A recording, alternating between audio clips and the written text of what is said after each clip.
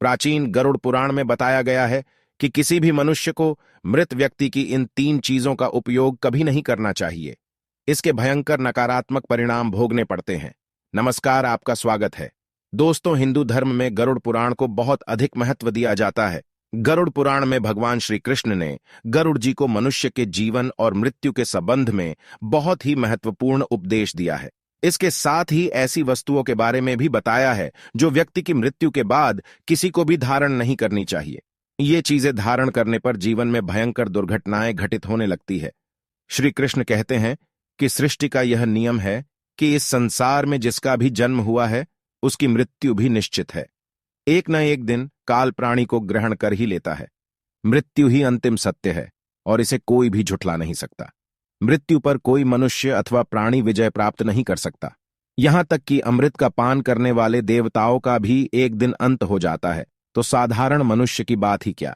यह संपूर्ण संसार काल भगवान की आज्ञा से ही प्राणियों को ग्रहण कर लेता है। इस भौतिक संसार में प्राणी को जो भी शरीर मिलता है वह कुछ ही समय के लिए मिलता है और मृत्यु निकट आने पर उसे अपना शरीर त्यागना पड़ता है और शरीर के साथ वह सभी संसारी और भौतिक वस्तुओं का त्याग कर देता है। अर्थात कोई भी मनुष्य मृत्यु के पश्चात कोई भी भौतिक वस्तु अपने साथ नहीं ले जा सकता।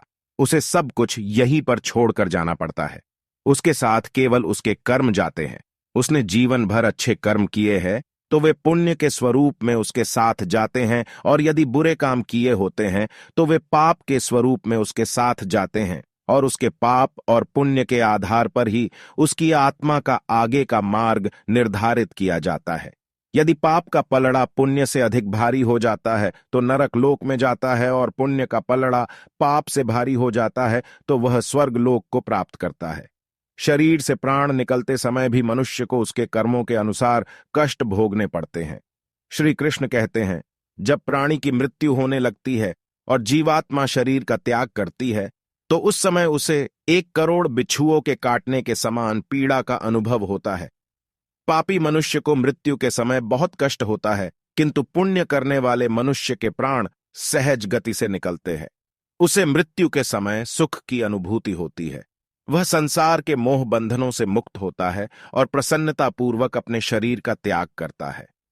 यम के दूत पापी लोगों पर दया नहीं दिखाते हैं। वे उसे अपने पाश में बांधकर खींचते हुए यमलोक ले जाते हैं। यमलोक के मार्ग पर उसे बहुत यातनाएं और दुख भोगने पड़ते हैं। वह हाहाकार करता हुआ नरक के मार्ग पर चलता है। लेकिन भगवान श्री कृष्ण कहते हैं, अंतकाले च मामेव स्मरण मुक्त्वा कलेवरम यह प्रयाति समद्भावम याति नास्त्यत्र संशय। अर्थात जो मनुष्य उसके जीवन के अंतकाल में भगवान श्री कृष्ण का स्मरण करता हुआ शरीर का त्याग करता है, उसके समस्त पापों का नाश होता है और वह भगवान श्री कृष्ण के स्वरूप को ही प्राप्त कर लेता है। उसकी कभी दुर्गति नहीं होती है, यमदूत उसे छू भी नहीं सकते और वह आत्मा मोक्ष को प्राप्त कर लेती है। श्री कृष्ण कहते हैं कि आत्मा का इस संसार में कुछ भी अपना नहीं है। आत्मा अमर है, उसका कभी अंत नहीं होता है।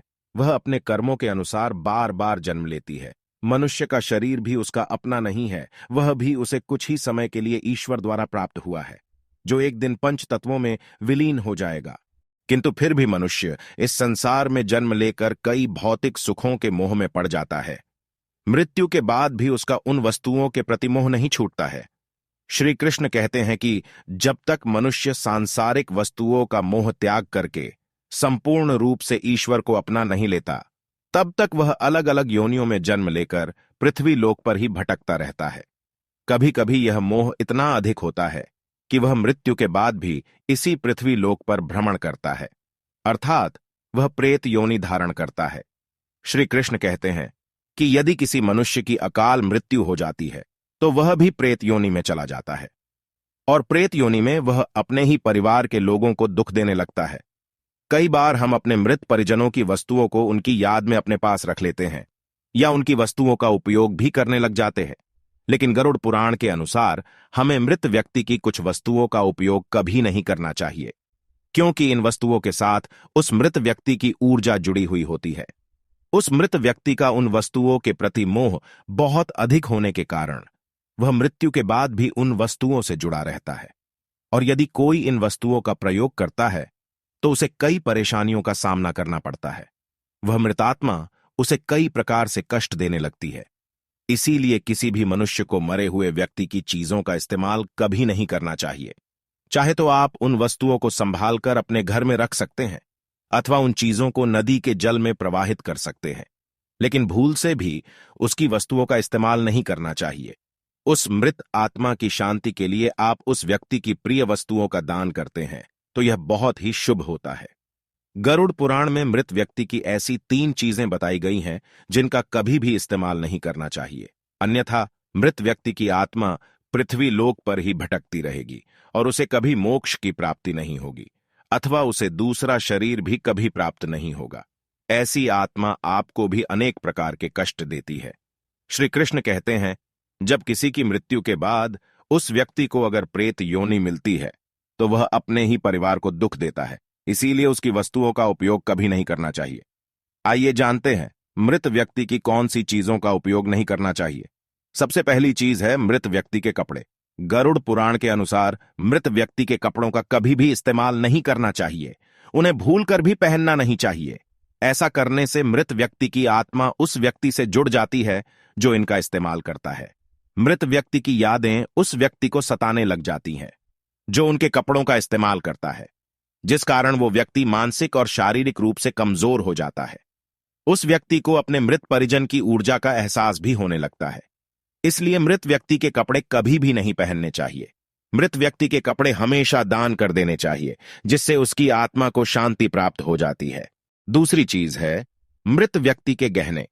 गरुड़ पुराण में कहा गया है कि मृत व्यक्ति के गहने भी उसके कपड़ों की तरह ही उसकी ऊर्जा के स्रोत होते हैं।